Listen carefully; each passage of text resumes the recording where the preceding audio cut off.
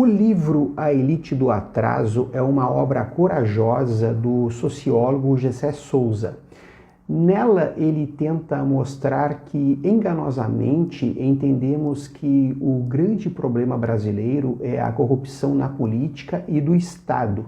Sem deixar de admitir a corrupção na política, o autor procura provar em seus escritos que a verdadeira corrupção está em outra esfera e é formada por outras forças, geralmente invisíveis. O autor refuta a ideia do patrimonialismo, que é a confusão, a mistura entre o público e o privado, supostamente herdada de Portugal, como grande responsável pelos problemas do país. Essa ideia do patrimonialismo foi inicialmente exposta na conhecida obra Raízes do Brasil, de Sérgio Buarque de Holanda. Gessé Souza diz que Sérgio Buarque de Holanda, em sua principal obra, cultuada tanto pela direita quanto pela esquerda, ao apontar que o problema central do Brasil está na corrupção política e no Estado, ajuda a tornar invisível a real rapinagem existente.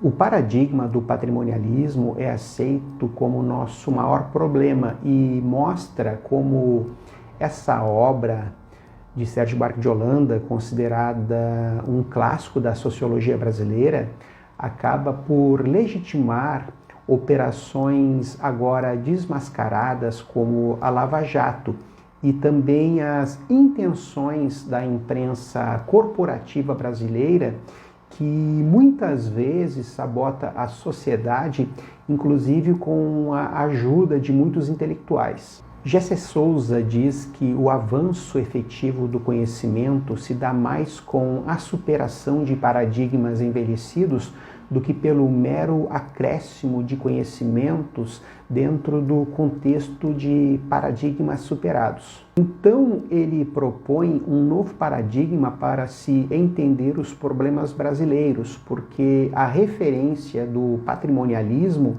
não pode mais ser aceita. Vejam o que ele escreve. A noção de patrimonialismo é falsa por duas razões. Primeiro, as elites que privatizam o público não estão apenas nem principalmente no Estado, e o real assalto ao Estado é feito por agentes que estão fora dele, sobretudo no mercado. A elite que efetivamente rapina o trabalho coletivo da sociedade está fora do Estado e se materializa na elite do dinheiro, ou seja, do mercado.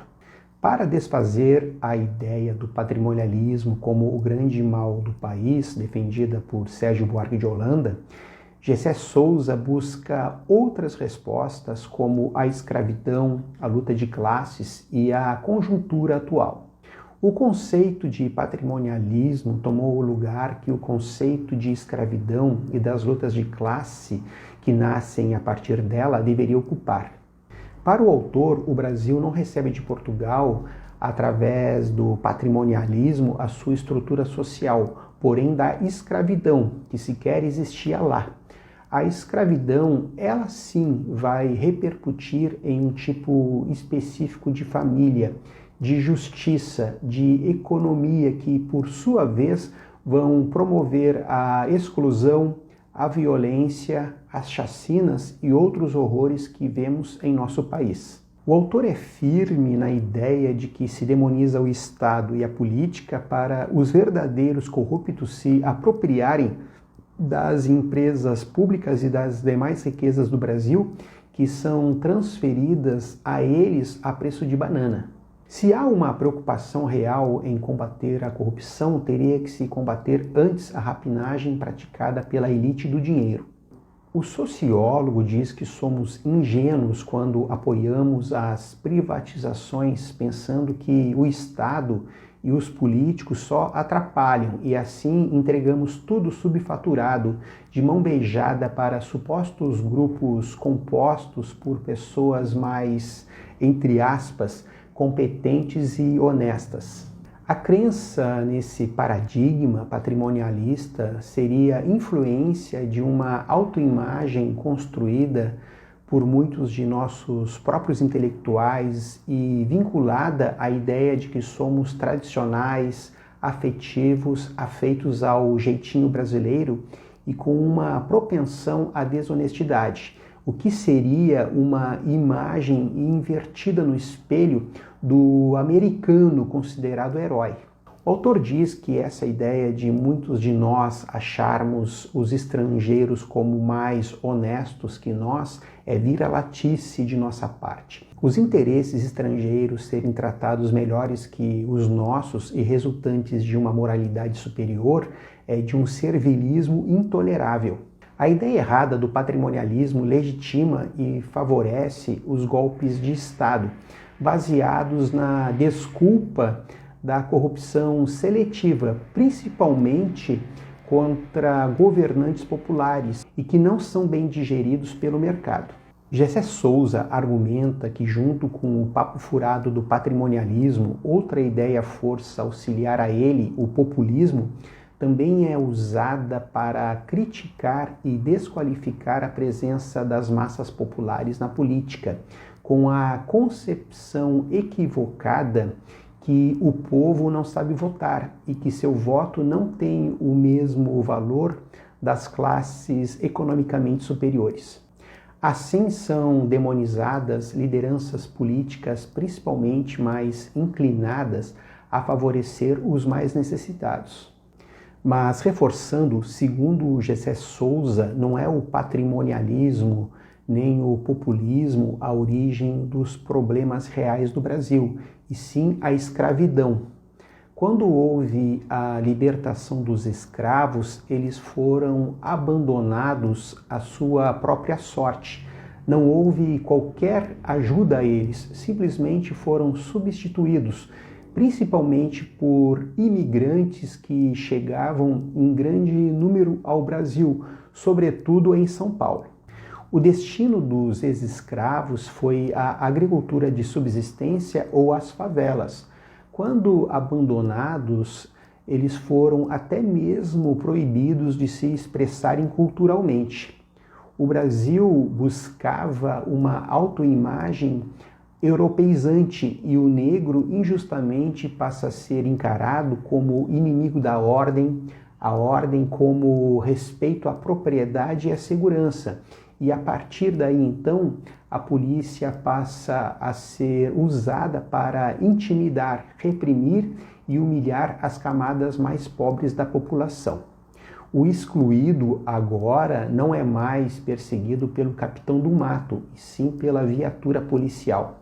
Essa injustiça, segundo o autor, é o real problema brasileiro e a causa de todas as verdadeiras adversidades nacionais, e não a corrupção na política e do Estado, que, ressaltando, o autor admite a sua existência, mas como coadjuvante e não como protagonista das nossas mazelas.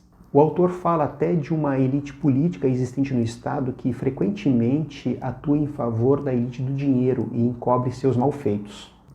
Sempre com as devidas ressalvas, Gessé Souza diz que o ódio ao pobre que existe agora no país é a continuação do ódio antes devotado ao escravo.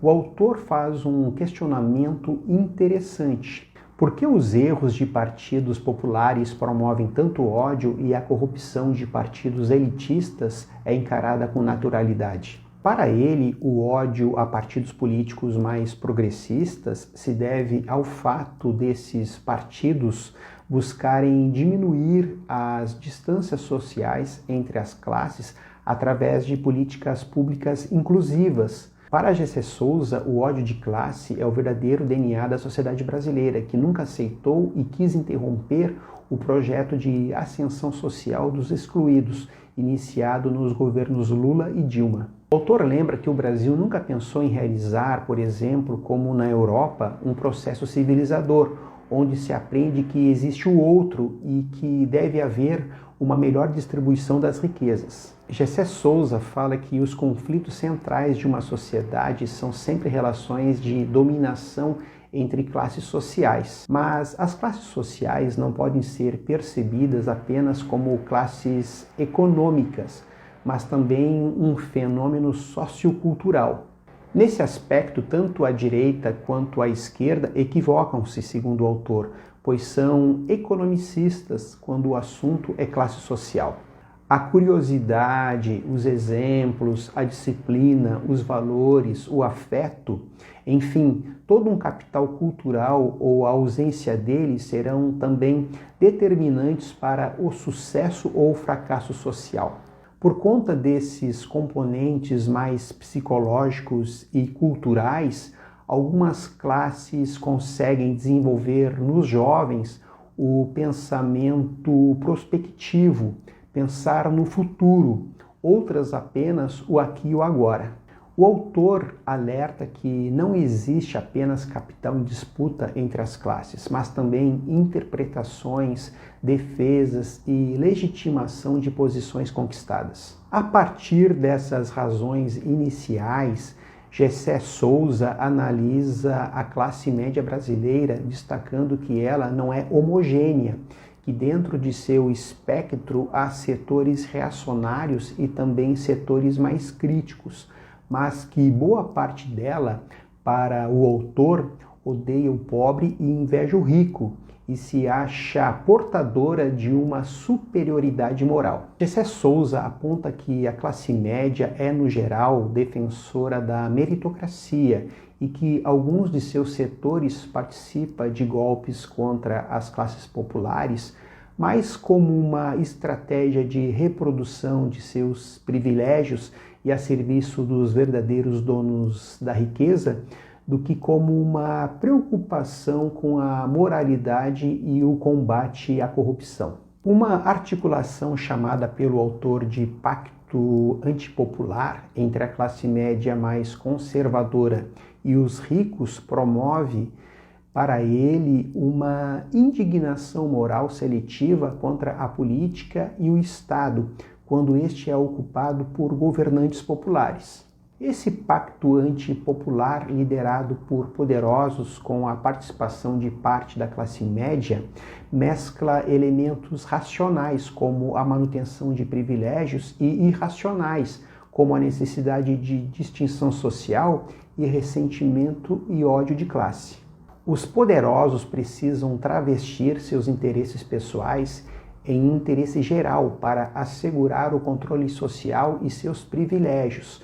Então formam a opinião pública e seduzem boa parte da classe média, que passa a ser sua tropa de choque. O domínio da elite da grana sobre as classes populares é pela repressão e violência. Já o domínio sobre a classe média é simbólica, por meio de convencimento, formando a opinião pública e dominando a mídia. Gessé Souza diz que os novos tempos pedem um liberalismo construído para convencer e não para oprimir. O moralismo da classe média é a melhor maneira de adaptar o mandonismo do passado aos novos tempos. A imprensa, por razões apenas comerciais, cada vez mais deixa de ser pedagógica e passa a ser manipulativa. Gessé Souza ressalta a falta que faz, por exemplo, uma TV pública onde haja de fato contraposições de ideias e não um simulacro de debates. Assim, a elite do dinheiro montou a esfera midiática apropriada para seus objetivos. Ela sempre destaca a corrupção como o nosso maior problema e não a escravidão. A grande imprensa é o partido dessa elite do dinheiro e do qual ela faz parte, utilizando-se de uma violência simbólica para exercer sua dominação. Essa imprensa hegemônica sempre apoiou golpes, fraudes eleitorais, precarização do trabalho, privatizações e toda sorte de projetos que são contrários aos estratos mais necessitados da sociedade. No início do pós-fácil, Gessé Souza cita a seguinte frase de Joseph Pulitzer: "Com o tempo, uma imprensa cínica, mercenária, demagógica e corrupta formará um público tão vil como ela própria." Com essa estratégia montada, o verdadeiro assalto ao país é promovido pela elite do dinheiro por meio de controle de preços, juros altos, isenções fiscais, privatizações, formação de monopólios privados, sonegação de impostos, desonerações, precarização de direitos trabalhistas, entre outras formas de saque. Depois dessas ações, o Estado debilitado acaba tendo que pedir dinheiro emprestado, muitas vezes para os próprios agentes da rapinagem, e ainda pagar juros altíssimos. A crise fiscal brasileira, alerta Gessé Souza, é uma crise de receita e não de despesa, como é propagada pela imprensa e que tem os bancos como seus maiores anunciantes. Gessé Souza lembra que, na verdade, a única classe consciente de seus interesses é a pequena elite do dinheiro e que permanece invisível. A elite do atraso, então, é essa turma constituída pelo mercado financeiro, por latifundiários, industriais, grandes empreiteiros, a imprensa hegemônica, os representantes de monopólios, entre outros, que operam nas sombras, manipulando, saqueando os cofres públicos, concentrando as riquezas e impedindo o verdadeiro desenvolvimento do Brasil.